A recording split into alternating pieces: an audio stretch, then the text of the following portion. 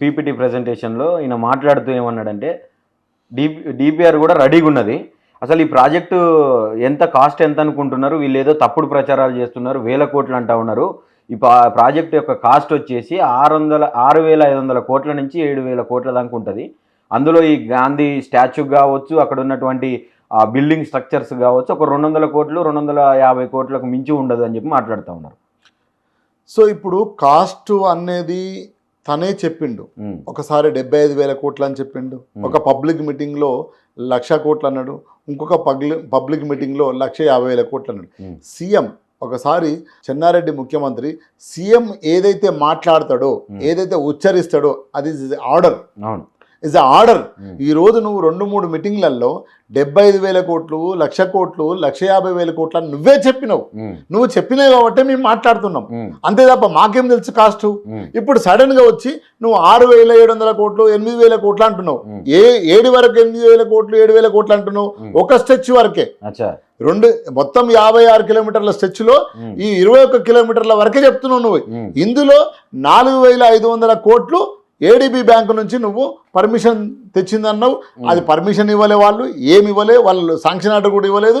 ఇయ్యక ముందుకే అసెంబ్లీలో ప్రతిపక్ష పార్టీ బీఆర్ఎస్ సంబంధించిన ప్రతిపక్ష పార్టీ మాట్లాడితే మేము ఇంకా ప్రిపేర్ చేస్తున్నాం, అప్పుడు కూడా డిపిఆర్ మాకు యాక్సెప్ట్ అయిపోయిందని చెప్పినావు.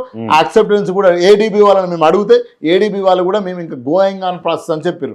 దీంట్లో కూడా ఇది ఏంటంటే ఇది రూపాయి ప్రాజెక్ట్ అనుకుంటే రూపాయిలో 50 పైసలు వచ్చేసి ఏడీబీ బ్యాంకు, ఇంకా 50 పైసలు వచ్చేసి 25 పైసలేమో కేంద్ర ప్రభుత్వం, 25 పైసలేమో రాష్ట్ర ప్రభుత్వం. ఆ 50 పైసలు కూడా ఈయనకు డైరెక్ట్ ఇవ్వరు, కేంద్ర ప్రభుత్వం యాక్సెప్ట్ చేస్తేనే ఇస్తారు. అందు గురించే ఈయన నేను గడ్కారీని పిలుస్తా అని చెప్పిండు. గడ్కారీని ఎందుకు పిలుస్తానంటే ఇది కేంద్ర ప్రభుత్వం ద్వారానే వస్తాయి ఆ 50 పైసలు ఏడీబీ ఇచ్చేవాడు కూడా. అదేవిధంగా 25 పైసలు అంటే 25% కేంద్ర ప్రభుత్వం కూడా ఇవ్వాలి. అంటే ఈ మూసి పక్షాలను మూసి పక్కన ఉన్న ఇళ్లను కూల్చే దాంట్లో 2 కుట్రదారులు, ఒకవైపు బీజేపీ పార్టీ ఉంది, అదేవిధంగా కాంగ్రెస్ పార్టీ కూడా ఉంది. 25 పైసల వాటా వాళ్ళకు ఉంది, 25 పైసల వాటా వీళ్ళకు కూడా ఉంది. కాబట్టి ఈరోజు కిషన్ రెడ్డి మాట్లాడతలేడు. బస్తీ బాట చేసిన కిషన్ రెడ్డి ఇప్పుడు మాట్లాడాలి, బస్తీ నిద్ర చేసిన కిషన్ రెడ్డి మాట్లాడాలి ఇప్పుడు. మరి నీ 25% ఇస్తున్నావా లేదా? నువ్వు ఏడీబీని యాక్సెప్ట్ చేసినావా లేదా? ఏడీబీ డైరెక్ట్ స్టేట్ గవర్నమెంట్కి ఇవ్వదు లోను, ఏడీబీ కేంద్ర ప్రభుత్వం ద్వారానే వస్తుంది. అది ఏషియన్ డెవలప్మెంట్ బ్యాంకు, అది డైరెక్ట్ స్టేట్కు రావడానికి వీలు లేదు, అది త్రూ సెంట్రల్ ద్వారానే వస్తుంది. సెంట్రల్ ద్వారా వచ్చినప్పుడు నువ్వు యాక్సెప్ట్ చేసినావా లేదా? 25 పైసల వాటా నువ్వు ఇస్తున్నావా లేదా? ఇది చెప్పకుండా ఈరోజు సన్నాయి నొక్కులు నొక్కుతారు. ఈ 8 మంది ఎంపీలు కూడా ఈరోజు ఏ ఇండ్లు పోతున్నాయో దాంట్లో బాధితులు. అందులో ప్రధానంగా కిషన్ రెడ్డి ముద్దాయి, A2 A1 రేవంత్ రెడ్డి అయితే A2 కిషన్ రెడ్డి. ఎందుకు కిషన్ రెడ్డి? బస్తీ నిద్ర చేసిన కిషన్ రెడ్డి, నీకు ఓట్లేసిన ఆ ప్రజలు ఉన్నారు, బస్తీ వాసులు ఉన్నారు, ఆ మూసీ పర్వాక ప్రాంతంలో ఉన్న మిడిల్ క్లాసు మధ్యతరగతి కుటుంబకులు ఉన్నారు. మరి వాళ్ళతో నువ్వు మాట్లాడాలి కదా, వాళ్ళకి చెప్పాలి కదా. నువ్వు 25% ఇస్తా అని చెప్పి నువ్వు కేంద్ర మంత్రిగా ఉన్నావు, ఎంపీగానే కాదు ఇదో కేంద్ర మంత్రిగా, as a central minister and as a your union minister and government లో ఉన్నావు. మీ గవర్నమెంట్ బీజేపీ కేంద్ర ప్రభుత్వం. సో ఇప్పుడు ఇది ఇక్కడ A2 కిషన్ రెడ్డి అనేది తేలిపోతుంది. మాట్లాడకుండా సన్నాయి నొక్కులు నొక్కుతున్నారు అనేది బీజేపీ అనేది తేలిపోతుంది. ఇప్పటికైనా మీరు స్పష్టత చెప్పండి, లేకపోతే A1 రేవంత్ రెడ్డి, A2 కిషన్ రెడ్డి అవుతాడు. పెద్ద స్టేట్మెంట్ అవుతుంది 100%. అరే ఇది సత్యం, నేను మాట్లాడేది సత్యం. ఏడీబీ బ్యాంకు కేంద్ర ప్రభుత్వం ద్వారానే లోపలికి రావాలి దేశంలోకి. నువ్వు యాక్సెప్ట్ చేసినావు, నువ్వు యాక్సెప్ట్ చేసినాక ఉన్న ఇంకా 50 పైసల వాటా అవుతుందో 25 పైసల వాటా నువ్వు ఇవ్వాలి, 25 పైసల వాటా రాష్ట్ర ప్రభుత్వం పెట్టుకుంటుంది. ఇది ఓపెన్ సీక్రెట్ కదా.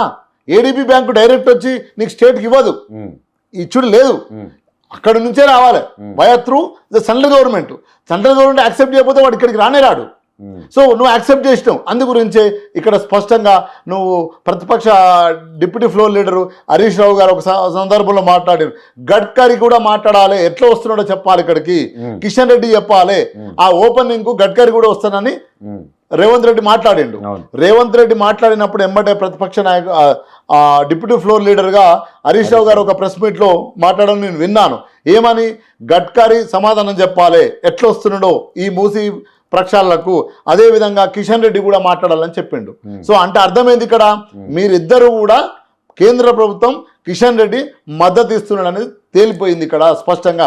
ప్రజలు కూడా అది అర్థం చేసుకున్నారు. అందుగురించి ఇప్పటి వరకు కూడా ఒక కాంక్రీట్ స్టేట్మెంట్, ఒక స్పష్టతమైన ఒక నిర్ణయము, ఒక నిర్ణయము ఇప్పటి వరకు కూడా బీజేపీ పార్టీ చెప్పలేదు. దీని మీద చెప్పలేదు కాబట్టి ఈరోజు ఏటు అంటున్నా. నేను పట్టిగా అంటే నేను ఏటు అని ఎందుకు అంటున్నా అంటే వాళ్ళు దీంట్లో ఉన్నారు, దీని మీద ఎలాంటి సమాధానం చెప్పలేకపోతున్నారు. ఓన్లీ సన్నాయి నొక్కులు నొక్కుతున్నారు. లేదంటే లేదు అంటున్నారు తప్ప ప్రెస్ మీట్ పెట్టి మాట్లాడమను దీని మీద తీసుకోవట్లేదు. ఈ రెండింటికి ఆన్సర్ చెప్పాలి కదా. నువ్వు ఏడీబీ బ్యాంకును యాక్సెప్ట్ చేసినావా లేదా, ఒకటి. రెండోది, నువ్వు 25% వాటా ఇస్తున్నావా లేదా, 25 పైసల వాటా నీకు ఉన్నదా లేదా, ఈ రెండు చెప్పమన్న సమాధానం.